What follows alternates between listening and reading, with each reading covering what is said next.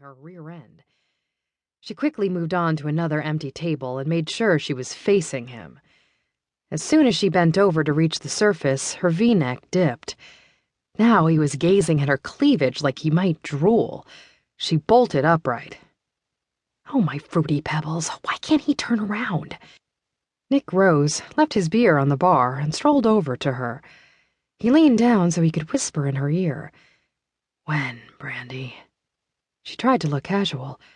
When what? When are you going to let me show you the time of your life? She smiled, thinking what that might entail, but quickly schooled her expression. I'm not that kind of girl. He tried to look innocent, but she knew it was an act. Players like Nick scared her. Not that it stopped her from fantasizing about him.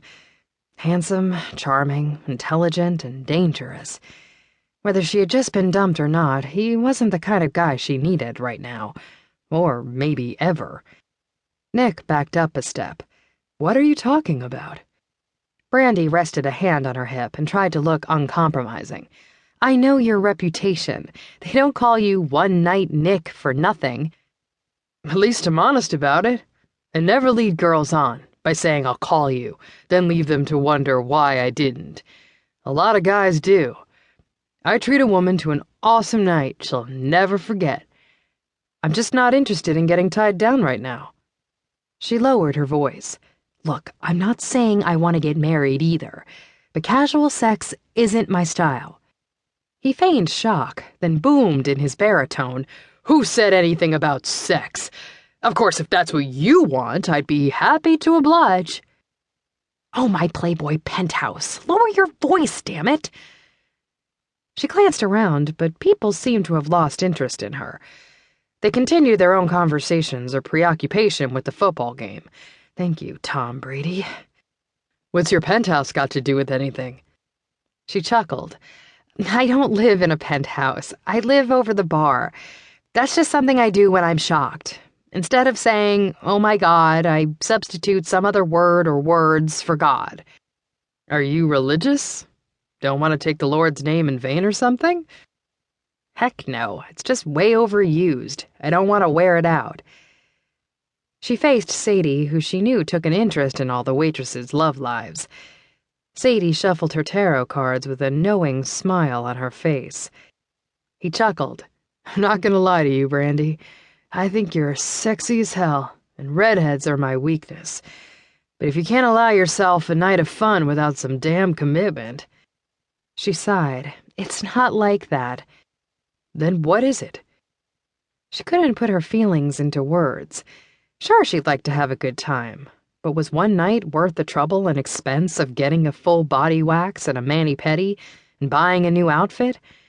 She needed her tips to pay for her photography supplies.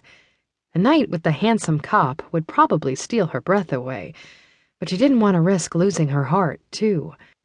He waved and walked away. Forget it. By the time he had retaken his stool and started watching the game, Brandee regretted her hesitancy. Damn it all, Nick was hot. His blonde hair was growing out just enough to curl around his ears, and his sapphire blue eyes were impossible to ignore. A suspect wouldn't stand a chance against that intense stare. Hell, she didn't stand a chance when he looked at her with those gorgeous eyes. Still, no casual sex, no matter how tempting the guy might be, was a good policy. She did want to fall in love and get married someday.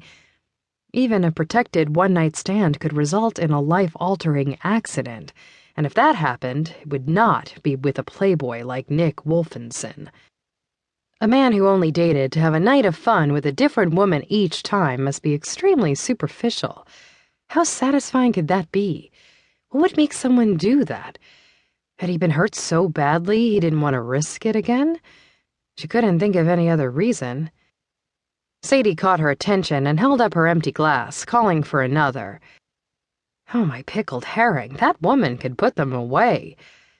But her nephew owned the bar, and he told the staff to keep her happy.